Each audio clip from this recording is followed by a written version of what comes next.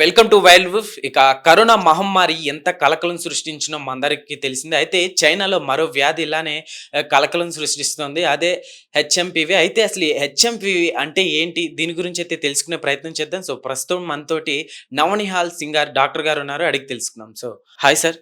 Hello. Sir చెప్పండి sir, ఏంటి ఈ హెచ్ఎంపీవీ అంటే ఏంటి సార్? హెచ్ఎంవి అంటే ఇప్పుడు హ్యూమన్ నేను పట్టు మెటా న్యూమో వైరస్. ఇది హ్యూమన్ మెటా న్యూమో వైరస్ అని ఇప్పుడు కొత్తగా వైరస్ వచ్చింది. ఇది సింగిల్ స్ట్రాండ్ ఆర్ఎన్ఏ వైరస్ ఉంది ఇప్పుడు. ఇది ఎక్కువ మాత్రం మనకి కనిపించేది లేట్ వింటర్లో ఇది ఎక్కువ కనిపిస్తున్నాయి. ఇది స్టార్ట్ అయ్యి కూడా మనకి దగ్గర దగ్గర ఇప్పుడు ఒక 1 మంత్ నుంచి మేము ఎక్కువ చాలా కేసెస్ చేస్తున్నాము. మోస్ట్లీ చిన్న పిల్లల్లో లెస్ దెన్ 1 ఇయర్స్. కానీ ఈ వైరస్ కొంత పెద్ద పిల్లలకి 3 ఇయర్స్ 5 ఇయర్స్ 10 ఇయర్స్ అండ్ పెద్దవాళ్ళకి కూడా ఎఫెక్ట్ చేస్తుంది. కరోనా తర్వాత అందరికి మనకి భయం వచ్చేసింది. ఇప్పుడు అది అంత సీరియస్గా ఉంటే కానీ ఇప్పుడు ప్రస్తుతానికి దీని సీరియస్ ఎఫెక్ట్ ఇంకా తెలియట్లేదు. ఎక్కువ మాత్రం ఇది వచ్చేది లోవర్ రెస్పిరేటరీ ట్రాక్ ఇన్ఫెక్షన్స్ ఎక్కువ వస్తున్నాయి. సపోజ్ మనం జాగ్రత్తలు తీసుకోకుంటే ఇట్ ఈస్ బికమింగ్ సీరియస్ అవుతుంది ఇది. సార్, అయితే లాస్ట్ టైం కోవిడ్ టైంలో కూడా చాలా మంది ఇలానే నెగ్లెక్ట్ చేశారు. కోవిడ్ చైనాలో కదా వచ్చింది, ఇక్కడ కూడా ఏమొస్తుంది అన్నట్లుగా నెగ్లెక్ట్ చేశారు. ఇక్కడ మన ఇండియాలో కూడా ఎలా ఉంటుందంటారు సార్? ఒకవేళ ఇక్కడ వరకు వస్తే కోవిడ్ లాగా ఏమన్నా ఛాన్స్లు ఉన్నాయా? ఒకటి ఒకటి మనము జాగ్రత్తలు తీసుకోవడం చాలా ఇంపార్టెంట్. వెదర్ మనకి ఇది మెటా న్యూమో వైరస్ అనుకోండి, కోవిడ్ వైరస్ అనుకోండి, pneumonia, influenza, what ever virus ఉన్నా మనము బేసిక్ ప్రోటోకాల్స్ మనము మర్చిపోవద్దు. అంత పెద్ద జబ్బు తర్వాత కోవిడ్ తర్వాత మనము హ్యాండ్ వాషెస్, మాస్క్ వేయడము, ఇంకా ఎక్కువ మాత్రము ఇంపార్టెంట్ ఏంటంటే మన న్యూట్రిషన్ చాలా బాగా ఉండాలి. సెకండ్ థింగ్ ఏంటంటే ఎవరికైనా కొంచెం దగ్గు జలుబు గిట్ట ఏమున్నదంటే వాళ్ళు కూడా మాస్క్ వేసుకోవాలి. మనకి ఎదురుగా ఉన్న వాళ్ళు కూడా మాస్క్ వేసుకొని జాగ్రత్తలు తీసుకోవాలి. ఈ జాగ్రత్తలు అంటే ఎట్లా, చాలాసార్లు ఏంటంటే మనము ఈజీ తీసుకుంటాం. ఇది అంటే ఏం కాదండి పర్లేదు అని నెగ్లెక్ట్ చేయకూడదు. దీనికి ట్రీట్మెంట్ సిమ్టమాటిక్ ట్రీట్మెంట్ ఎక్కువ మాత్రం ఉంది. అంటే మనము జలుబు ఉన్నా దానికి టెంపరేచర్స్ కొరకు మెడిసిన్. ఎలాంటి వ్యాధి లక్షణాలు మనం చూడొచ్చు సార్? ఇప్పుడు అంటే లక్షణాలు ఎలాంటివి కనిపిస్తాయి ఎక్కువగా ఈ వ్యాధి? ఇది ఎక్కువ మాత్రం మనకి రెస్పిరేటరీ ఇన్ఫెక్షన్స్ లాగా కోల్డ్, తుమ్ములు, దగ్గు. సపోజ్ ఇది కొంచెం నెగ్లెక్ట్ చేసినారంటే మళ్ళీ లోవర్ రెస్పిరేటరీ దిగిందంటే మనకి వీజింగ్ సౌండ్, అంటే చెస్ట్లో గురుక పిల్లి కూతురులాగా శబ్దం వస్తుంది. మళ్ళీ రెస్పిరేటరీ డిస్ట్రెస్ అవుతుంది, ఆక్సిజన్ సాచురేషన్ ఫాల్ అవుతాయి, మళ్ళీ వాళ్ళకి శ్వాసం పిలుస్తేందుకు ఇబ్బంది అవుతుంది, షార్ట్నెస్ ఆఫ్ బ్రెత్ అంటారు దానికి. సో అటువంటి పరిస్థితి రాకుండా మనం మొదటి నుంచే జాగ్రత్తలు తీసుకున్నారంటే దానికి ఎఫెక్టివ్ ఉంటుంది. ఓకే, సమ్ టైమ్స్ ఏంటంటే దీనికి యాక్చువల్లీ స్పెసిఫిక్ ట్రీట్మెంట్ ఏం లేదు. There is no specific antibiotic nor దీనికి ఇంకా వ్యాక్సిన్ కూడా ఏం రాలేదు. కానీ మనకి ఏదైనా ఇన్ఫెక్షన్ ఉన్నా, టెంపరేచర్ కూడా లో గ్రేడ్ టెంపరేచర్స్ ఎక్కువ మాత్రం వస్తుంది దీనికి. టెంపరేచర్స్ చాలా హై ఫీవర్ రావట్లేదు, కానీ అబౌట్ 38.5 39 డిగ్రీ సెంటిగ్రేడ్ లాగా వస్తుంది. అంటే 101 102 103 దాకానే. బట్ సపోజ్ మనకి ఇన్ఫెక్షన్తోని ఎక్కువ టెంపరేచర్ వస్తుందంటే మనం యాంటీబయాటిక్ స్టార్ట్ చేయాలి. కానీ మొట్టమొదటి యాంటీబయాటిక్ స్టార్ట్ చేయడానికి ప్రయత్నం చేయొద్దు.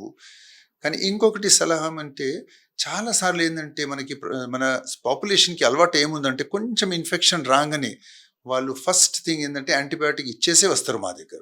ఆ పని చేయకండి. బికాజ్ యాంటీబయాటిక్స్ రెసిస్టెన్స్ ఎక్కువ డెవలప్ అయిపోతుంది. మళ్ళీ మనకి యాంటీబయాటిక్స్ ఎక్కువ వాడడానికి ఉండదు మనకి. సార్, జాగ్రత్తలు అంటే వీటిలో మామూలుగా ఎలాంటి జాగ్రత్తలు తీసుకోవాలి మెయిన్? ఫస్ట్ థింగ్ ఈజ్ మనకి హ్యాండ్ వాష్ మంచిగా చేయాలి. సెకండ్ థింగ్ ఈజ్ సపోజ్ ఎవరికైనా కొంచెం దగ్గు జలుబు ఉన్నా వాళ్ళు కూడా జాగ్రత్తలు మాస్క్ గిట్ట వేసుకోవాలి.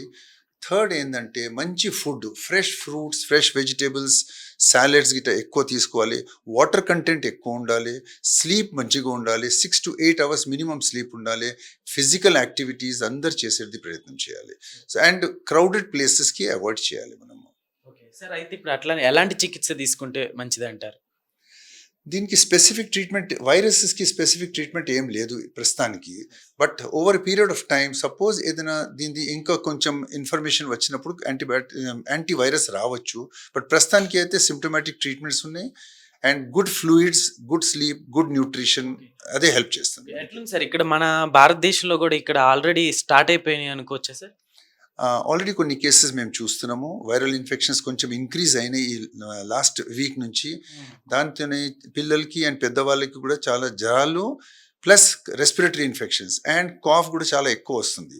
ఆ కాఫ్కి మనము సిమ్టమాటిక్ ట్రీట్మెంట్ ఇచ్చేసి అక్కడే కంట్రోల్ చేసేది ప్రయత్నం చేయాలి మనం. ఎక్కువ ఇది ఏ వయసు వారికి, ఏ ఏజ్ వారికి ఎక్కువగా కనిపిస్తుంది సార్ మనకంటే?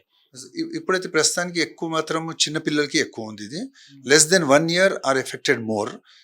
కానీ school going children also are affected because వాళ్ళు స్కూల్లో ఉన్న వాళ్ళు అంతే జాగ్రత్తలు తీసుకోలేక చాలా పిల్లలు ఒకేసారికి స్కూల్లో ఉంటారు. ఒకసారి ఒక పాప బాబు దగ్గినారంటే వాళ్ళ వేరేళ్ళకి కూడా అది క్రాస్ ఇన్ఫెక్షన్ వచ్చేస్తుంది, ఇన్ఫెక్షన్ వస్తాయి. సో అటువంటి పిల్లలకి వాళ్ళ పేరెంట్స్ కూడా కొంచెం జలుబు దగ్గు జ్వరం ఉన్నదంటే స్కూల్కి పంపించకుంటే బెటర్ వాళ్ళు. ఓకే. అంటే దీనికి ఇప్పుడు స్పెషల్‌గా ఏమన్నా మెడిసిన్ ఏమన్నా అందుబాటులోకి వచ్చిందంటే ఏం చెప్తారు సార్? ఇప్పుడు ప్రస్తుతానికి అయితే స్పెషల్ మెడికేషన్స్ ఏం లేవు. Over a period of time as research కొంచెం మనకి తెలిసి ఉంటుంది, అప్పుడు స్పెసిఫిక్ మెడిసిన్స్ రావచ్చు. కానీ ప్రస్తుతానికి అయితే ఏం స్పెసిఫిక్ మెడిసిన్ లేవు దీనికి. ఓకే. అయితే ఈ వ్యాధి కూడా కోవిడ్ లాగా ఒక ల్యాబ్ నుంచి జనించిందంటూ చెప్పుకొస్తున్నారు. దాని గురించి ఏం చెప్తారు సార్? ఇప్పుడు ఇట్ ఈస్ ఇంకా చాలా ప్రిమెచ్యూర్ ఉంది అది చెప్పడానికి. Now scientist are already started working. దానికి మనకి ఎట్లా ఇన్ఫర్మేషన్ వస్తుంది అప్పుడు దెన్ వీ కెన్ కన్ఫర్మేట్లీ చెప్పొచ్చు. ఇప్పుడు ప్రస్తుతానికి అయితే చెప్పడానికి there is no proof for that. Okay. Okay sir, ఇప్పుడు అట్లా ఇప్పుడు కోవిడ్ చూసుకుంటే కోవిడ్ టైంలో చాలా మందికి చాలా ఏజ్డ్ వాళ్ళకి వచ్చిందనమాట. సో హై ఏజ్‌లో ఉన్న వాళ్ళకి, పెద్దవారికి. సో ఇది కూడా అట్లా ఏమన్నా చూపిస్తుంది అంటారా సార్? ప్రస్తుతానికి అయితే మనకి చిన్నపిల్లలు ఎక్కువ ఉంటుంది. కానీ పెద్దవాళ్ళకి బికాస్ ఆఫ్ ద ఏజ్ వాళ్ళు రెసిస్టెన్స్ తక్కువ ఉన్న కాబట్టి వాళ్ళకి డెఫినెట్లీ ఇన్ఫెక్షన్స్ కొంచెం ఎక్కువనే ఉంటాయి అండ్ ఎక్కువ జాగ్రత్తలు వాళ్ళు కూడా తీసుకోవాలి, చిన్నపిల్లలు పెద్దవాళ్ళు. సో బోత్ ప్రికాషన్స్ తప్పకుండా తీసుకోవాలి. సార్ ఇది మెన్ మేడ్ వైరస్ అంటారా? లేక వ్యక్తిలో ఉన్న వైరస్ అంటారా సార్? ఇప్పుడు మ్యాన్ మేడ్ వైరస్ చెప్పడానికి ఇంకా ఇట్స్ టూ ప్రిమెచ్యూర్. ఇంకా అది మనము అన్లెస్ రిసర్చ్ వచ్చిన తర్వాతనే మనం కమిట్ చేయొచ్చు దానికి. ఇప్పుడు ప్రస్తుతానికి అయితే కానీ this is a meta pneumo virus అంటారు దీనికి. మెటా న్యూమో వైరస్ అంటే ఎక్కువ మాత్రం ఇది లంగ్స్కి ఇన్ఫెక్ట్ చేస్తుంది. సో అందుకొరకు ఏదైనా సిమ్టమ్స్ ఉన్నా ఎక్కువ respiratory infection, upper respiratory and lower respiratory రెండు దానికి కూడా వస్తుంది. అప్పర్ రెస్పిరేటరీ ఉన్నాయంటే మనకి డ్రై కాఫ్ గిట్ట వచ్చేస్తుంది, కొంచెం జలుబు తుమ్ములు గిట్ట ఉంటాయి. కానీ లోవర్ రెస్పిరేటరీ ఇన్ఫెక్షన్ ఎక్కువ ఎఫెక్ట్ అయిందంటే వాళ్ళకి రెస్పిరేటరీ డిస్ట్రెస్ ఉంటుంది, శ్వాసం పిలుస్తానికి కష్టం ఉంటుంది, ఆక్సిజన్ సాచురేషన్ డ్రాప్ అవుతుంది and it can become serious also కొంచెం. అందుకొరకే మనం కొంచెం ఉన్నప్పుడే అప్పుడు జాగ్రత్తలు తీసుకొని antibiotics, please don't start antibiotics in the beginning. మళ్ళీ కొంచెం అది ఎక్కువ ఉన్న డాక్టర్ సలహం తీసుకొని మీరు యాంటీబయాటిక్స్కి వెళ్ళండి. సార్ మెయిన్ ప్రికాషన్స్ అంటే ఏం చెప్తారు సార్ ఫైనల్‌గా? ఈ వ్యాధికి దూరంగా ఉండాలి. ప్రికాషన్స్ యూనివర్సల్ ప్రికాషన్స్ తీసుకోవాలి. మనము జలుబు ఉన్న వాళ్ళ దగ్గర నుంచి దూరం ఉండాలి. వాళ్ళు మాస్క్ తప్పకుండా మళ్ళీ మొదలు పెట్టాలి మాస్క్ వేసేది. So that disease very easily మనం కంట్రోల్ చేయొచ్చు. హ్యాండ్ వాషెస్ బాగా చేయాలి. ఫ్రూట్స్, వెజిటేబుల్స్, సాలడ్స్, జ్యూసెస్ కాదు. And tinned fruits, tetra pack fruit juices గిట్ట తీసుకోకూడదు. ఫ్రెష్ ఫ్రూట్స్ గిట్ట తీసుకుంటే ఇమ్యూనిటీ పెరుగుతుంది మనకి. అండ్ మోస్ట్ ఇంపార్టెంట్ ఏంటంటే స్లీప్ బాగా ఉండాలి, వాటర్ ఇంటేక్ మంచిగా ఉండాలి and fresh homemade food తీసుకోవాలి.